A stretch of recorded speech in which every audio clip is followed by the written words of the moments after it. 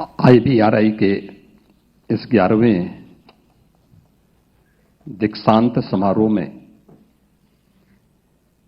मुख्य अतिथि के रूप में उपस्थित भारत की महामहिम राष्ट्रपति आदरणीय श्रीमती द्रौपदी मुर्मू जी, उत्तर प्रदेश की माननीय राज्यपाल आदरणीय श्रीमती आनंदीबेन पटेल जी, केंद्रीय कृषि किसान कल्याण व ग्रामीण विकास मंत्री माननीय श्री शिवराज सिंह चौहान जी, इसी माटी के सपूत और झारखंड के माननीय राज्यपाल श्री संतोष कुमार गंगवार जी,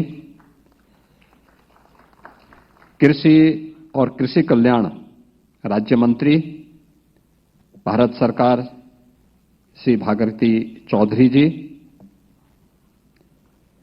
सचिव DARE और DG ICAR doctor Mangilal Jat जी,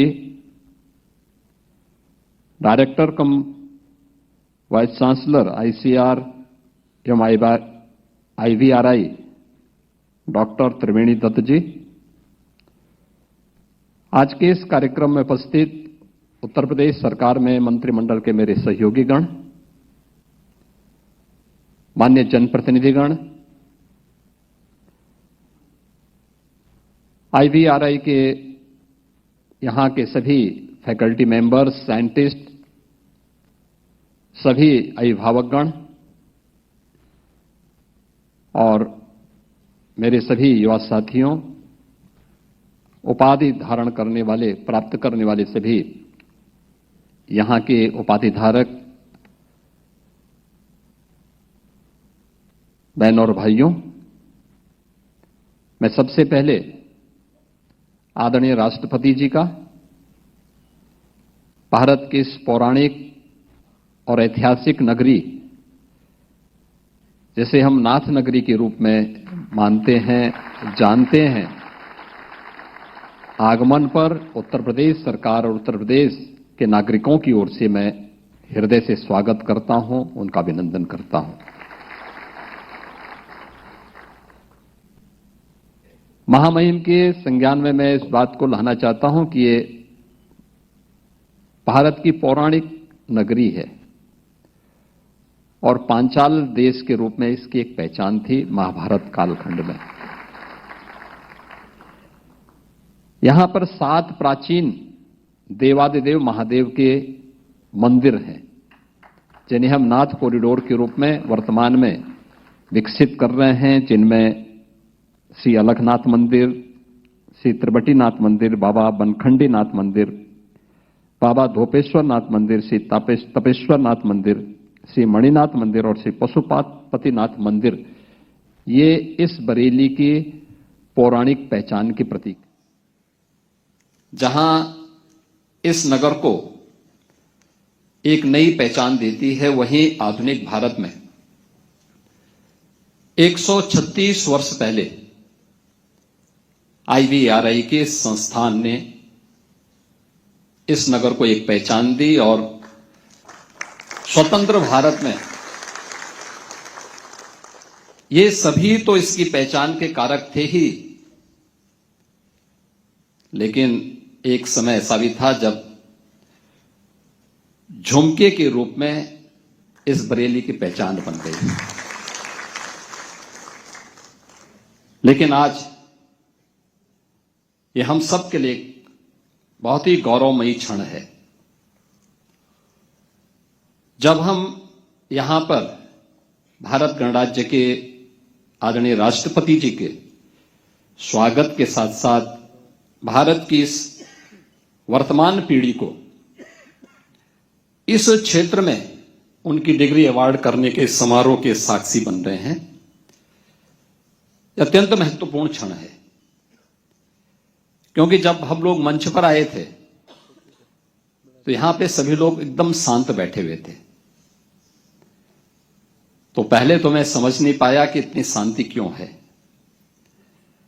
फिर मुझे लगा कि वास्तव में ये शांति होनी भी चाहिए, क्योंकि एक मूक पशु की आवाज को आपके कार्यों के माध्यम से, आपके शोध के माध्यम से एक नया जीवन मिलता है।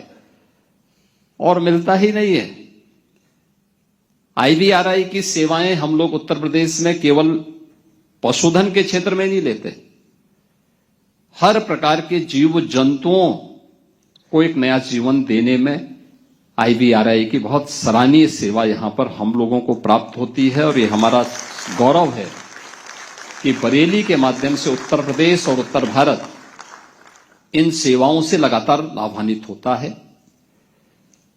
मैंने इन सेवाओं को बहुत नजदीक से देखा था वैश्विक महामारी के दौरान, जब कोविड-19 के खतरे सामने आए थे। तो उस समय एक चैलेंज था, क्योंकि कोविड-19 के प्रारंभिक समय में जांच एक चुनौती थी। IVRI आगे आया और एक नोडल केंद्र के रूप में इसने कोविड-19 की जांच में उत्तर प्रदेश सरकार को अपना सहयोग दिया। यानी केवल पशु पक्षियों के लिए ही नहीं, मनुष्यों के जीवन को बचाने के लिए, कोविड-19 की जांच के लिए, और 2 लाख से अधिक जांच करने में एक बड़ी भूमिका का निर्वहन उस समय किया। और एक और परीक्षा का दौर हमारे सामने तब आया था जब मैं देख रहा था lumpy skin disease first phase में जैसे तैसे बीमारी से मुक्ति मिल पाई थी, लेकिन सेकंड वेव जब आया तो उत्तर प्रदेश में, ईस्टर्न यूपी में तमाम प्रकार से गोवंश इसकी चपेट में आने लग गया। हम लोग चिंतित थे।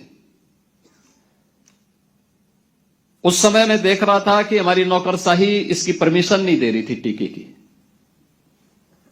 और संजोग ये था कि गोरखपुर में हमारे मठ की गौशाला के भी कुछ गोवंश इसकी चपेट में आ गए। तो मैं स्वयं वहां गया, IVRI के वैज्ञानिकों को हम लोगों ने वहां बुलवाया।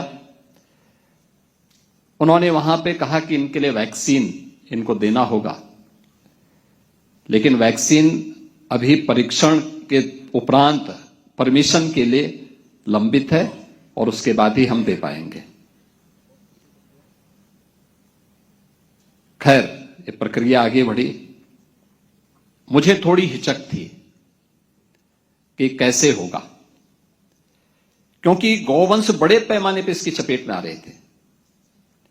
खैर, उस समय के मंत्री माननीय पुरुषोत्तम रुपाला जी से मैंने टेलीफोन से भी बातचीत की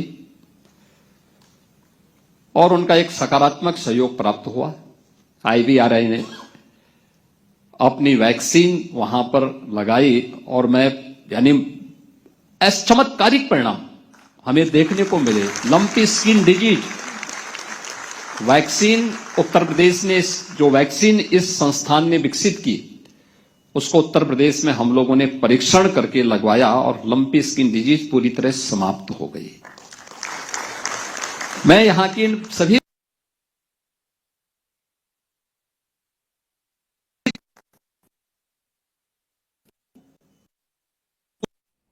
कि उन मूक पशुओं के आवाज को आपने अपने शोध के माध्यम से एक नया जीवन में परिवर्तित करके अन्नदाता किसानों के जीवन में एक परिवर्तन लाने का काम किया है। उन्नत नस्ल के पशुधन दे करके, उन्नत नस्ल के उनके द्वारा इस क्षेत्र में किए जाने वाले उस सभी प्रयासों में आप सहभागी बने हैं और 136 वर्ष के साधना इस परिसर में हम सबको देखने को मिल रही है। आज जब यहां पर डिग्री अवार्ड के माध्यम से आदरणीय राष्ट्रपति जी ने भारत की वेटनरी साइंसेज के फील्ड में जो हमारे वर्तमान पीढ़ी कार्य करेगी, इस पीढ़ी को एक उनकी डिग्री अवार्ड करते हुए उन्हें जीवन क्षेत्र के रूप में आगे बढ़ने के लिए एक नई प्रेरणा दी है और यह प्रेरणा हम सब के लिए एक नया अवसर होगा। नया अवसर भी इस बात को लेकर के होगा क्योंकि याद रखना, पहचान तो हमारी तभी होती है जब संकट आता है, कोई चुनौती हमारे सामने होती है। हम किस मजबूती से उस चुनौती का सामना कर पा रहे हैं, यह उस चुनौती के सामने हमारे द्वारा दिए जाने वाले परफॉर्मेंस पर निर्भर करती है। और इसके लिए सरदेव अटल जी ने एक बात कही थी कि आदमी को चाहिए कि वो जूझे, परिस्थितियों से लड़े, एक स्वप्न टूटे तो दूसरा गढ़े। एक पांव धरती पर रखकर ही बावन भगवान ने आकाश पाताल को जीता था। धरती ही धारण करती है, कोई इस पर भार न बने, मिथ्या अभिमान से न तने। और मुझे लगता है यह अवसर आप सभी डिग्री धारण करने वाले और यहां पे जिन्हें डिग्री अवार्ड हुई है, उन सभी छात्र छात्राओं के लिए उनके जीवन का एक महत्वपूर्ण पल है। उनके भावकों का सपना साकार हो रहा है, उनके मित्रों का सपना साकार हो रहा है। इन शिक्षकों की जीवन की साधना आपके रूप में समाज को वापस प्राप्त हो रही है। समाज की सेवा के लिए आप सब अर्पित किए जा रहे हैं। आप अपनी सेवा के माध्यम से आदरणीय प्रधानमंत्री जी के विकसित भारत की उस संकल्पना में अपना योगदान देंगे, इस विश्वास के साथ मैं आज के इस अवसर पर 11वें दीक्षांत समारोह के अवसर पर IVRI के आप सभी स्नातक, परास्नातक और PhD की डिग्री प्राप्त करने वाले सभी उपाधि धारकों को हृदय से बधाई देता हूं।